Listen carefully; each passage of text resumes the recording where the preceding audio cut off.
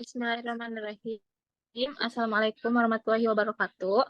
Alhamdulillahirabbil alamin ala asyrofil wal mursalin alihi bi ajmain amma ba'du. Pertama dan yang paling utama, mari kita panjatkan puji syukur kehadirat Allah Subhanahu wa taala yang telah memberikan nikmat dan kesempatan sehingga kita bisa berkumpul di Zoom yang berkah ini. Selamat malam Pak Syahril dan teman-teman yang berbahagia. Kami dari kelompok 1 akan menjelaskan materi mengenai pengertian Islam dan pokok-pokok ajaran Islam, yaitu iman, Islam, dan ihsan. Saya Amhera selaku moderator yang akan membawakan acara ini dari awal sampai akhir bersama rekan kami Adelia dan Ike. Sebelum kita mulai presentasi ini, mari kita ucapkan bismillah bersama-sama. Bismillahirrahmanirrahim. Baik, yang akan kami bahas hari ini diantaranya mengenai pengertian Islam dan pokok-pokok ajaran Islam, iman, dan ihsan. Langsung saja kita masuk ke pemateri pertama tentang pengertian Islam dan pokok-pokok ajaran Islam, iman oleh rekan kami Adelia. Baik, terima kasih moderator. Perkenalkan saya Ardelia. Saya akan pengertian pokok ajaran Islam.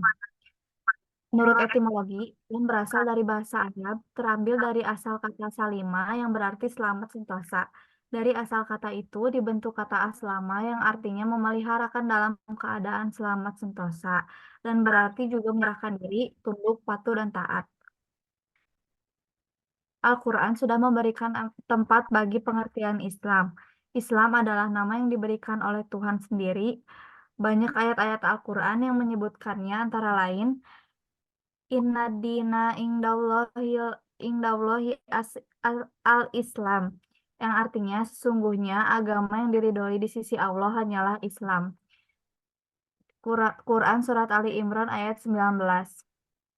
Kemudian, Islam menurut pengertian istilah mempunyai dua macam pengertian, yaitu pengertian khusus dan pengertian umum. Menurut pengertian khusus, yang disebut Islam ialah agama yang dibawa oleh Nabi Muhammad SAW.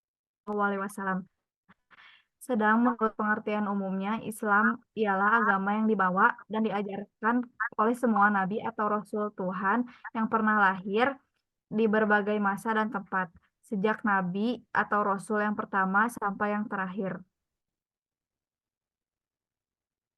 Lalu ada ajaran tentang iman, ihsan, dan Islam. Agama Islam merupakan kesatuan yang berwajah tiga, yaitu iman, Islam, dan ihsan. Ketiganya merupakan kebulatan yang utuh. Sehingga tanpa salah satunya berarti seseorang akan menjadi pincang atau tidak sebenarnya. Apabila ditampilkan dalam segitiga sama sisi, iman merupakan dasarnya, Islam dan ihsan merupakan kedua sisi tegaknya, ketiganya merupakan pokok-pokok ajaran Islam.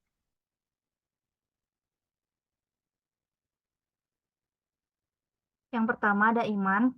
Islam mengajarkan supaya iman atau percaya kepada Allah, malaikat, kitab suci, Rasul, atau utusan kepada hari akhir. Kelima rukun iman tersebut menjadi pembicaraan ilmu tauhid yang juga disebut ilmu kalam, ilmu usuluddin atau ilmu aqaid. Sesuai dengan arti kata-kata penamaan ilmu tersebut, maka dikatakan ilmu tauhid karena pokok keimanan Islam itu bertujuan untuk mengesahkan Allah baik dalam kepercayaan, ritus keagamaan ataupun dalam kehidupan sehari-hari. Keimanan kepada Allah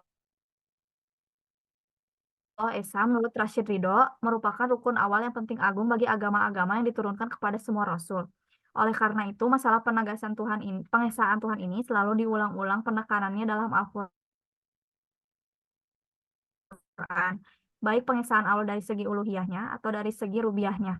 Artinya, mengimani bahwa segala yang ada selain Allah adalah makhluk dan miliknya saja.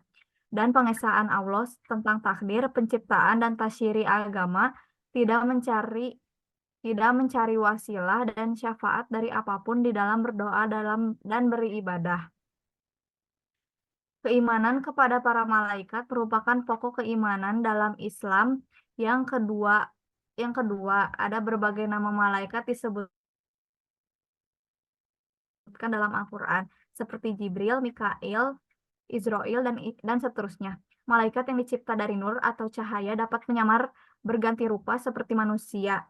karena ingin menyampaikan perintah Allah kepada manusia.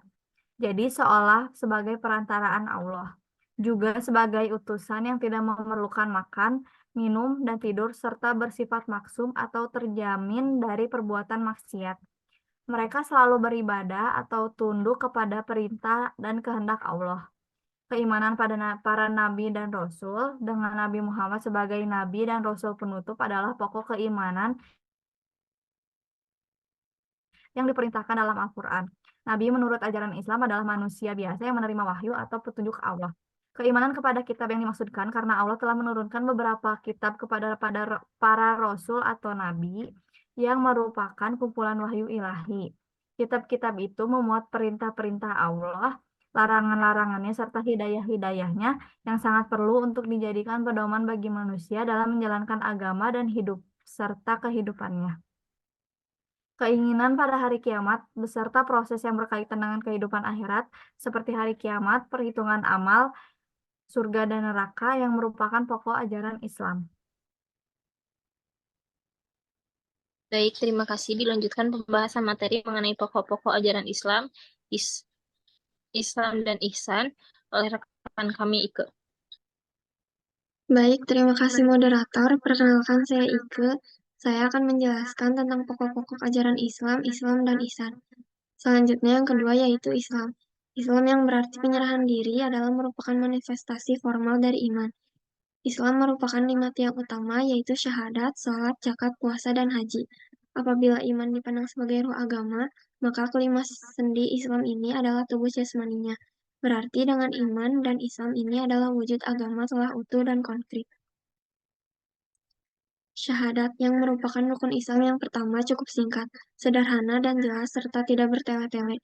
Pernyataan syahadat terdiri dari 2 kalimat persaksian bahwa tidak ada Tuhan selain Allah dan Muhammad adalah Rasulnya.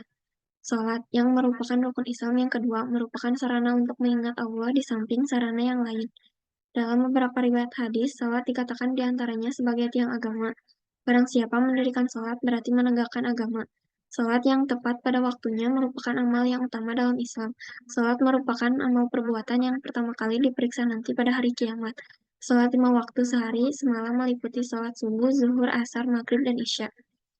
Zakat yang merupakan rukun Islam yang ketiga, berarti penyucian Islam mengakui hak milik perseorangan, tetapi semua pemilikan itu mewakili pemilikan Allah yang merupakan pemilik mutlak sampai kepada diri kita.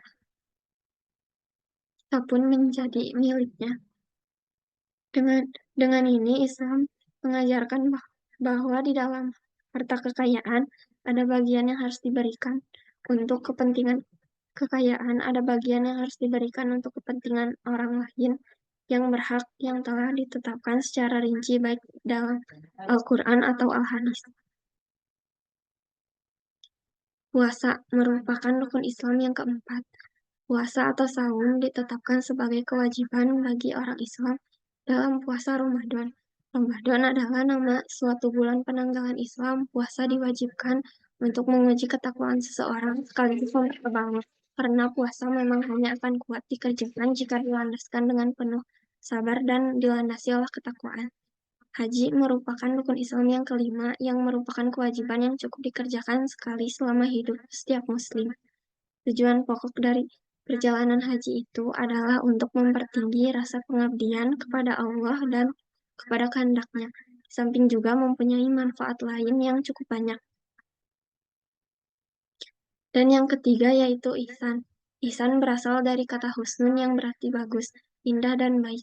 Dalam ajaran Islam, ihsan mempunyai 2 dimensi yaitu dimensi penghayatan, ketuhanan dan dimensi budi luhur atau etika, sesuai dengan hadis Nabi terdahulu.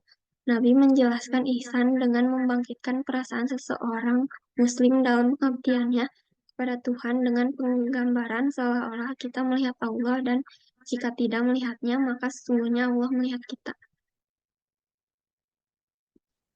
Baik, terima kasih untuk rekan-rekan yang sudah menjelaskan secara terperinci tentang pengertian Islam dan pokok-pokok ajaran Islam, yaitu iman, Islam, dan ihsan kepada kita semua. Demikian beberapa hal yang dapat kami sampaikan pada kesempatan hari ini. Saya dan rekan-rekan mohon maaf yang sebesar-besarnya apabila ada tutur kata maupun tindakan yang kurang berkenan bagi Bapak Syahril dan teman-teman sekalian. Dengan ini presentasi hari ini saya tutup. Tidak lupa kita ucapkan hamdalah bersama. Alhamdulillahirrahmanirrahim. Terima kasih atas kehadirannya di Zoom ini. Wassalamualaikum warahmatullahi wabarakatuh. Waalaikumsalam warahmatullahi wabarakatuh. Warahmatullahi wabarakatuh.